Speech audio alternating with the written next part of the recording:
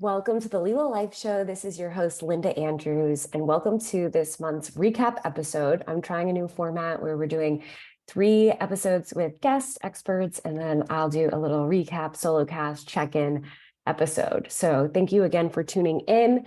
And I just want to take a moment to thank again Samia, Carolina, and Miracle, our past month's guest experts that have come on. Sammy and I got to talk all about prosperity. I had Carolina on using some different practices and tools that you could help to move through different resistance in your own life.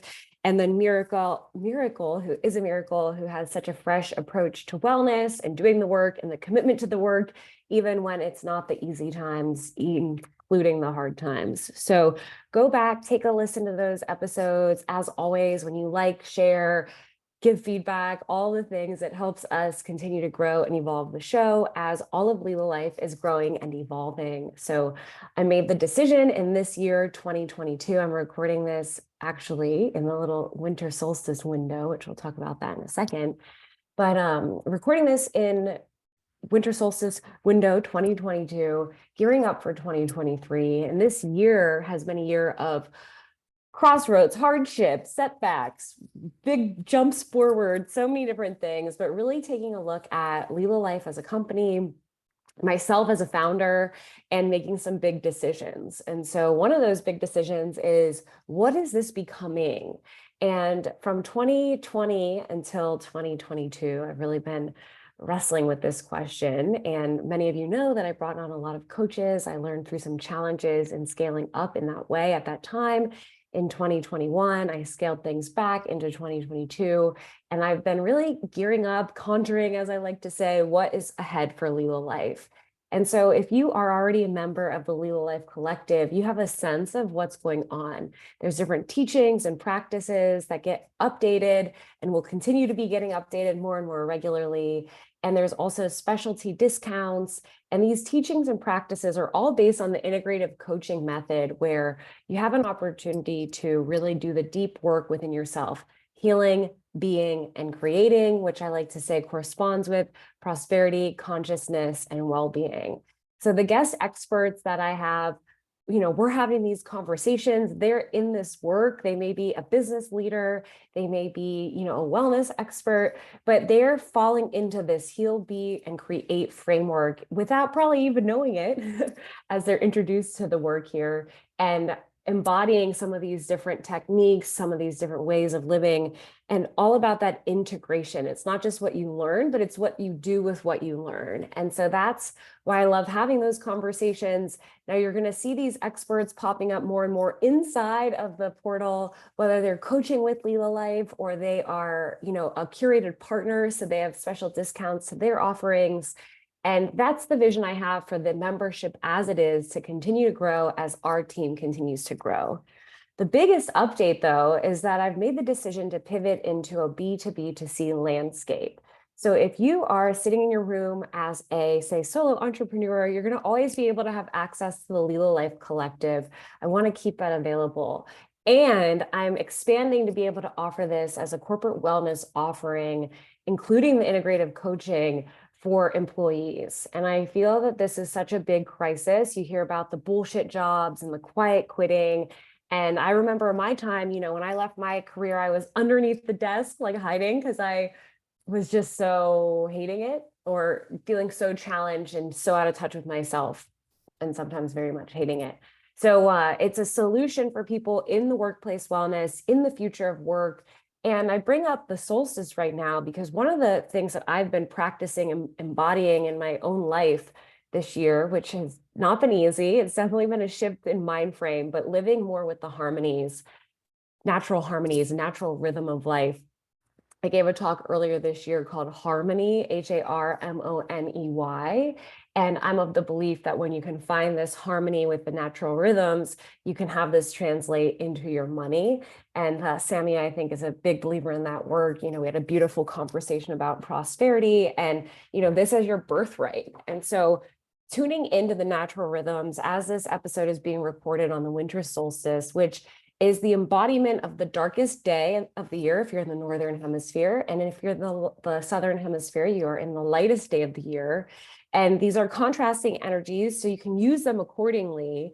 But as I'm celebrating the darkest day of the year, it's like the ultimate wind down point. And if you follow quantum physics, you may hear this sometimes called the 0 point. It's that energetic field of nothingness where everything is possible. And so for me, I was spent yesterday like an absolute nerd doing 5 hours of Kundalini yoga to celebrate. And there's different ways different people may have practices and do this work. Why I'm talking about this to begin with is, for me, this was a personal choice about harmonizing with the natural seasons and the natural rhythms.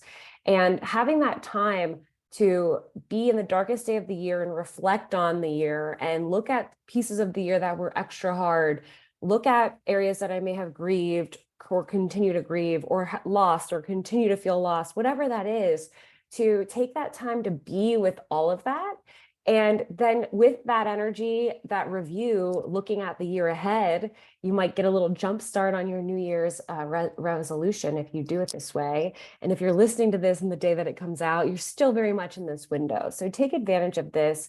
And if this is something that's interesting to you, it's 12/21, 3/21, 6/21, and 9/21. These are quarterly rhythms that you can tune into. And the other piece of this that I've also been doing way better than ever is the cycle syncing. And so I'm syncing with my menstruation cycle. For those that are menstruating, you can understand what's starting to have this rhythm and understanding within yourself, how beautiful that is to a very natural way of living.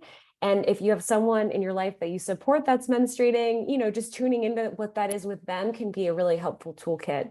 You hear sweet stories of couples sharing, understanding of this and how much it can do for the relationship. And so for me, what harmonizing with that natural cycle monthly has been is those first couple days, maybe the day leading up, taking like extreme rest. And this means like having a really light meeting load. This means, my workouts, maybe a walk or a nap, definitely taking a bath. And it looks different every month, but it's like, what can I do right now? And being able to do that and honor that. And I plan ahead. So I put that time on my calendar. I put those days as busy. I make sure not to schedule them. I keep the things that feel really resting and nourishing around that time, and the things that aren't, to keep away from that time. You may not have the luxury yet to do that in that way. And maybe you can start doing little bits and pieces of it, whatever you can do.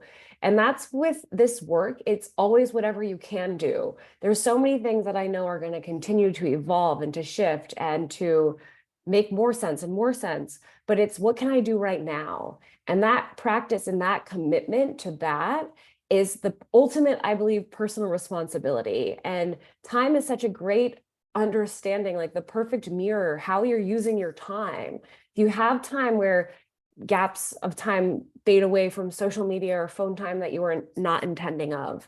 There's a study that I've cited, to the way that I can without it in front of me. So do your follow-up research, because I always recommend. I'm floating through so much information at any time, and I am working on getting in a practice of quoting that, like where I'm getting stuff from. But just bear with me until those processes are a bit tightened up. But the point is that a study I had read was showing how 4 hours to 6 hours of phone time can be detrimental to mental health, and over 6 hours is extremely. And like that under 4 hour sweet spot is really a healthy range. And this is independent of your computer time. So I'm recording right now on a podcast. This isn't technically phone time, right? But I'm definitely having screen time. So I'm not sure if the study distinguished screen time or phone time, but I decided to just start with phone time because that's the one that I have the measure of and the easiest to pay attention to. So when I first looked at this, my hours seemed outrageous. I was getting up to 8 hours a day. I don't even know how. It disturbed me so much. I could not let this go. I'm like, what the hell am I doing? Like, business is good, but not that good, And so I'm like, I got to pay attention to this. And that really started this unraveling, trial and error. I was like setting all these crazy phone alarms. And then at the end of the day, when I need to do stuff, it's like my phone locks me out because I have the timers on and I can't do stuff. That was a little awkward. And I just had to find like a natural rhythm within myself and just crowd out some of the tech. And This is a tool that I learned in my initial health coach training program of adding in and crowding out. This can apply to so many things, including food. I had to crowd out the chocolate chip cookies I ate this week because they were definitely added in. But with the actual phone, it's like, what else do I need to be doing? And so this had me really looking at my schedule. And I also have implemented these little bits of major self-care time, major time with nature. I'm getting into nature every day, no matter what, 100% every day. You know, I'm hitting that same amount of time in my meditation every day, getting outside, getting in that meditation. These are like the non-negotiables. And I literally will say to myself, like, I'm important, my mental health is important, I have to do this. And it creates this hard boundary that's no different than if I had a client meeting or a team call or whatever I had or have, that it's as sacred as that. And so infusing the sacred in my use of time has been a huge game changer. I share that with you because we are at this beautiful window looking ahead at 2023, where you may be asking yourself, what do I need to be doing? And it's not that you're bad or wrong or things aren't going good or even great in your life. I am certain of all of the above, but there's always these optimization, fine-tuning points that are, think of it as like the soul yearning, the nudging that are like, come, like, do this for me, help me. And the things that you keep looping. It's like, for me, sign up for an acting class, sign up for an improv class. Like I have 4 actually. It's acting, improv, comedy, and maybe it's 3. But like I've all of 2021 looped that into 2022. And so now I'm like, oh man, it's time to do it. And this connects to that worthiness piece. So you may find yourself right now even a little bit burnt out from, you know, the end of the year festivities, or maybe even the end of the year. This is such an important time to really look at even how can I be nourishing myself? What is a little extra that I need, and be able to really tap into that. What's the fun Ram Dass quote? If you think you are enlightened, go spend a week with your family. This may seem perfectly relevant and resonant right now because you might have gotten off of some time where you're with family, and there could be different situations, memories, triggers, whatever it is. And all of this is guiding you of where you might need a little extra love for yourself, maybe love for someone else, forgiveness for yourself, acceptance for yourself, forgiveness and acceptance for others. It's a great time to ask yourself, like, where do I have some cleaning up or some tightening up to do here? One of my favorite 2022 revelations is this energetic integrity. You get to choose how to direct your energy, and notice, say, with a lot of energetic momentum of the holidays, maybe with family, where could you have done a different job in how you use that energy of yourself, of your life force energy? So just something to think about. And that could be part of your inventory. You know, what went well, what could go better, now what? It's a simple little coaching format 101, but it gives so much information. You getting in the regular practice of asking that weekly, monthly, daily, however it serves you, can be extremely illuminating. And so this is my non-ad for Best Self Co. I'm going to be affiliating with them into 2023, but if you're just on the edge of your seat and you can't help yourself, go to Best Self Co. There's 2 things there that have completely changed my life towards the end of this year. One is their self journal, and the other is their relationship journal. And so me and my hubby got into a point in our relationship where we implemented weekly relationship meetings and monthly money meetings, which I had been wanting to do for years. And we had synced up to the point to be able to do them. And the relationship journal from Best Self Co. is such a fun framework. It gives you 13 weeks of discovery, and then you can like use the just format to have your regular meetings after that. And the discovery time, I believe, is through the Gottman Institute. And so if you're familiar with the Gottman's work, there's a lot of great relationship tools there. So I highly recommend checking that out. And the other is the self journal. And so I was talking about harmonizing with nature and this idea of quarterly cycles. And so getting back to like the period cycle, you're ramping up if you're menstruating to your ovulation, and then you're winding down into that menstruation. It's an easy way to remember it. There's way more specialized people that will tell you exactly what to do when, but that's, for my mind, being extremely simple, is I'm ramping up after my period, and at the halfway mark, I'm winding down. And I have my own sort of way to manage energy during that time. And you have to apply that in a way, if you want to, that works for you. But then the other big rhythm of the year that is in alignment with the seasons and in alignment with the equinox and the solstice. So here, sitting at the winter solstice, going into the spring equinox is 3 months. I love quarters. And although the 21st is different than the first, you can get on this really beautiful rhythm with the months, with the seasons, including an astrology calendar, because this is typically when sign changes are happening, if you're into that whole thing. But it's a really interesting way to harmonize on like a big picture macro level with the year. And then if you want to get into some kind of new moon intention setting, full moon releasing rhythm underneath that bigger rhythm, do it. To me, bite-sized chunks, implementing what you can, one little change here, do that for a few weeks, add something in, do something new in the quarter, try it for 12 weeks. It's these baby steps that you can make consistent that then help guide your way, lead your way, and don't make you fail. And so that's been something that I noticed in my past patterning. It would be such all or nothing. And there is things that are all the time, right? I'm always going on a walk, right? I'm always meditating, but I didn't start with always. And the start was the decision, and then it's the doing it. And you can do it every day. You can do it every day if you keep making that choice to do it every day. And then it becomes easier and easier. Another big win, you've heard me with my wake up drama. Finally, alarms going off at 5, out of bed by 5:30 latest, and starting the day with meditation practice.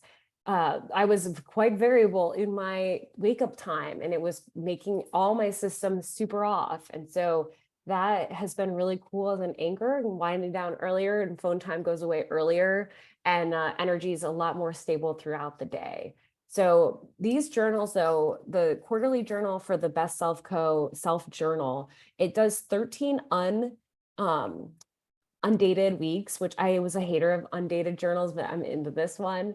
And you could start this, right now we just missed the winter solstice, which was yesterday, but like you could start this for the spring equinox and get your planner onto that 13-week cycle that you may be traversing on. So I'm still in between, like I started this in between, but I feel excited for that day where it's exactly lined up. But I'm also just curious, how can I pay attention to the seasons and the rhythms, and also just use this on the dates that I started it. So with that being said, spring would be like the halfway point of the ramping up. So if you look at the summer solstice as that pinnacle point, right now we're ramping up, we're gearing up, and then that's the peak, and then we're winding down into the winter solstice, and you can reverse that if you're in the southern hemisphere. And so right now, I took this big breather. I got to do my yoga. I had a lot of day of intention setting. This energetic is of quantum magnitude. So really focusing on what is possible is powerful, especially right now. And then it's the plan and the action of, okay, if that's all in process, if that's all happening, what do I need to believe about myself? How do I need to show up? And doing this through perhaps affirmation work, visualization work, spending some time with inner child, spending some time with triggers, journaling, all these different practices can really help you supercharge in accompaniment with these actual action steps that you're taking regularly. And this is where I have just so much grace for you wherever you are. If there were times, especially this year, where things felt so hard, you felt so off or whatever, give yourself grace. Let one thing click in. Let it click in for weeks or months, and just celebrate that. The being on this journey is equal weight, if not overweight, to the doing. And so when you can be in that full embrace of yourself as a divine, beautiful human being, ray of light, whoa, oh, I am whole without doing anything. And how does that change your relationship to the doing, as that divine expression, or however you find that most relevant, resonant to you. So I think the fourth one would be voice lessons, by the way, getting back to the classes I was going to take. So stay tuned. the goal's one a quarter. So we'll get something lined up for this quarter or Q2. Many blessings where you are. I want to leave you with this quote by Lucille Ball, who I love from I Love Lucy. And her quote is, "I'd rather regret the things I've done than regret the things I haven't done. Love yourself first and everything else falls into line." And I couldn't think of a more beautiful quote to send you into the year with. What are the things that you're not doing that one day you will regret not doing? And is this the year to explore that? And what is the state of being that can accompany that doing? And often it's more about that state of being and the illusion of the doing that we can sometimes fall prey to, but that can also be a really lovely gut check to whatever you have on that list that you want to be doing. The last piece of information I want to share is to really tune in around vision and values. This piece that we're touching on is huge on the visions, but what matters to you? When was the last time that you thought about that? When was the last time that you looked at each one of those words and did an inner exploration of how you are in that and expressing that and doing that, whatever that is, on a daily or regular basis? Can be very empowering work and show you and guide you in your day-to-day decision making.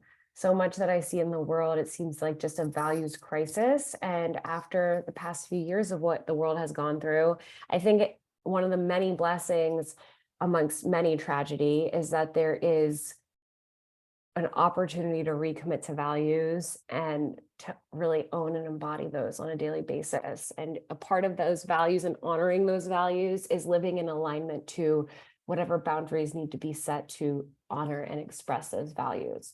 So I leave you with all those gems as encouragement on your journey. We have some amazing episodes coming up. If you have any special requests or special guests that you want to recommend, you can contact me directly at linda@lilalife.co or email team@lilalife.co. You're going to continue to see our marketing can change and up level and added team members coming to the team. As always, you have the opportunity to upgrade into one-on-one integrative coaching. And just, I thank you from the absolute bottom of my heart. It's been like the 4 craziest years, I feel like, of my life, bringing all this to life. And this year was some icing on the cake for some hard lessons, some ego lessons, and I feel more inspired than ever, more connected than ever, and just so appreciative of you guys tuning in, hopefully learning something, sharing something, and holding this to your heart and letting it have that impact as needed. So much love on your journey. Blessings into the new year. I will see you on our next solo episode in 2023, and excited for the guests that we have coming up in our next series. Thank you for tuning into the Lila Life Show, and have a beautiful day.